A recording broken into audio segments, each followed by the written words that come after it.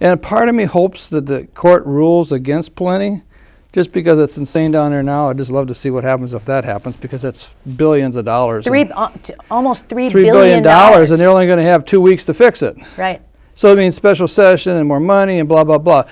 But my personal opinion is the governor followed the state constitution, and so I'm hoping the court rules by the law and not by judicial privy. I'm willing to bet that they will uphold the I hope they do. Because technically the legislature and the governor has the authority to replace judges from the lowest judge all the way up to the state Supreme Court for incompetence and a few other things that's in the state constitution. And if the courts don't follow the constitution, they could be removed from office. And people, that hasn't happened, or very rarely has, and those are some other things that need to be taken into consideration and enforced. We need to get back to the fundamentals. Do your job that you're put in a position for in public service, and just do it, and quit trying to push your agenda. Mm-hmm. There are a lot of people over there who are quite interested in pushing their agenda. There are two bills that have me very concerned right now. One is the judicial retention bill, where they're trying to take away our rights to vote for judges. And the other one is the education bill, where they're trying to take away our right to vote for school levies. And they just passed an elections bill with some wonderful things in it. No photo ID, but some wonderful things in it. But it seems there's a lot of effort over there to take away the rights of the people. Every day. And the saddest thing is, I go down there and I don't see citizens. It was at the session 2 weeks ago, up in the balcony watching House. And there was a group of people up there that looked like real normal people. Not the tourists that come through, the groups that come through and visit the state capitol or the lobbyists. But it was actually a group of citizens that was sitting up there watching the process. So I'm hoping my message is getting out there to people. Get off your seat, go down to the state capitol, get involved and find out what's going on, because it's billions of dollars. It's your kids. These bonding bills are 20-year bonding bills, 10, 15, 20-year bonding bills. It's your grandkids that are going to be paying the tab on this stuff. And so we've got to get involved. So I'm excited about that part of seeing people. A lot of people are afraid to go down to the Capitol. It's intimidating. It's intimidating. But you know what? The funnest thing I like to say, I don't care who you are in the world, you still have to go to the bathroom. Yeah. Everybody is the same. You got a different title, you got authority and responsibility, but they can all be replaced. People say, well, we need to have term limits. We have had term limits since our country started. It's called the voting booth.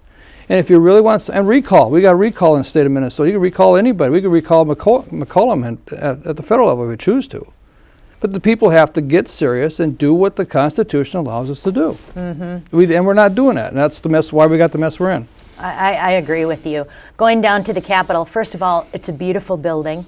Yes. The gold horses are gorgeous. The pictures of the ex-governors are fabulous to look at. It's a wonderful history lesson for people who have forgotten that. But to watch and I will call it sausage-making process of making laws is incredibly interesting. And you can go and just be a little fly on the wall and listen, or you can go and volunteer to testify and make a difference. You can testify. And most of the time they don't have testimony because there's no public wanted to have testimony, and these bills passed. If people don't like the seatbelt law or the smoking ban, then where were you? And we got a lot of smokers in the state of Minnesota. Was there. Oh yeah, okay. I testified at all of them. The rooms hold maybe 50 to 100 people. We got 5.2 million people in the state. So where are they? That's my question. Yeah, you were there, Sue, and maybe I was there, but that's not. We were kind of lonely. A lot of soul. The beauty too, they can watch it on their computer from home. Yes, they can. They can watch it on TV. Live broadcast on the computer and on C-SPAN. It's broadcast and it's rebroadcast several times on C-SPAN. But anytime you want, you go to state website, which we're going to go over in a minute. Oh, yeah, let's do that. All right, we'll quickly see if that's what I was doing when I first started here, trying to bail myself out while you were giving me some time. Oh, here we are. I actually have it. Okay, I didn't lose the site. So this is if the Senate and the House. If you look up here at the top, you got. Now I'll take my little cursor. You got the House and the Senate. So you can click that. Are you at what? I'm on the Minnesota House. You just type in Minnesota House, Minnesota Senate, and these pop up. The Minnesota Senate's in blue.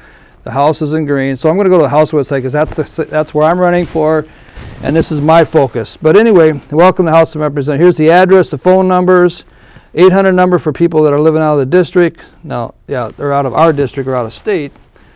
Then if you want to type a bill in, like we said, 3709, right? Well, let's stop right there and point out to them the HF stands for House File. House File, right. And if you wanted to look up the Senate bill, you would look under SF. S-File. But we're in the House Help of Representatives. me, Sue, because I'm so used to this. I forget, Me too. I forget the And people that don't know that. I get emails every week of people asking me how to do this, and it's so important. So All right. real quickly, up in the corner it says legislative bill. So you type in the bill, and I'll show you later where you can get the bill, find the bill out. Here's the bill, and here's the information on the bill.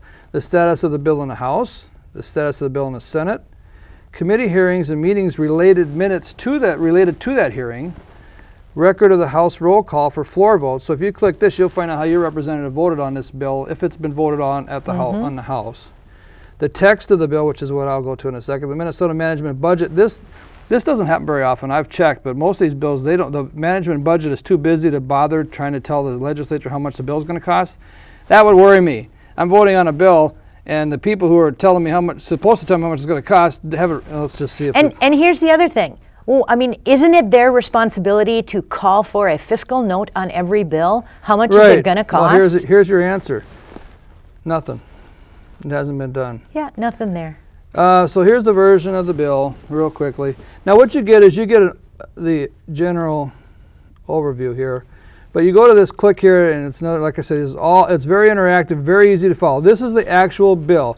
And how this works is, what is down here once the bill starts, what is not underlined is existing, what is underlined is added, and what is marked out, if I can find a spot that's marked out, maybe not, it's all added. It's so scary when everything's added. Right.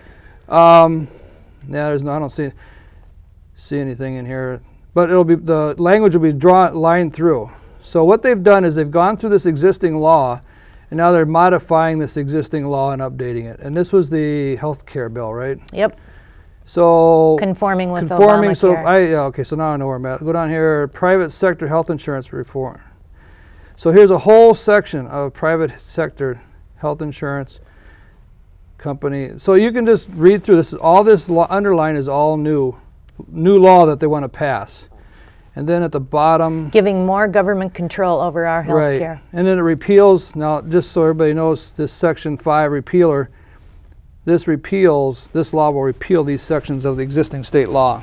Yeah, one of my favorite parts of pieces of legislation like this is where there's supposed to be a dollar mark filled in. There isn't. And it's blank. Right. And they vote on it anyway. Enforcement, right here it is. The Commissioner of Revenue, which is the state IRS, shall enforce the subdivision. So the IRS is going to enforce whether or not you comply with this, and impose a penalty of, what's it say? How much a month? It's blank. It's blank. It's blank, and they're looking at passing this. So Who's now going to fill in the blank? You're going to get fined at a federal level, and you're going to get fined at a state level, and it's per month. Yes. The fine is per month. And it doesn't tell you. Now, is this per month for noncompliance or per month of noncompliance?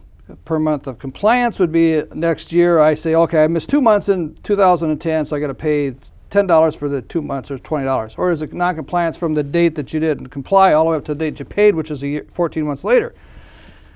There's nothing in here that tells you. What happens is the commissioner is going to get this, and he's going to say, I'm going to make some some commission rulings that become basically a force of law, which really is illegal, but they make a ruling because they say the legislature is too busy to figure out the details. Then don't pass the bill. Right, right. If you can't tell me how much you're going to charge me, then don't pass the bill. But that's what's going on. So that's what, anyway. The power This that gets me all. I know. The power that this takes away from the people of the state of Minnesota is astounding. Yes. And you've got 1/3 of the states have filed a lawsuit against the federal, or are in the process of it. And our attorney general is refusing to. Right. Which is another whole constitutional legal question. That's another whole half-hour show. We have to discuss that another time. So anyway, this is the legislation. So that'll give you some idea of this particular bill 3709. We went to that.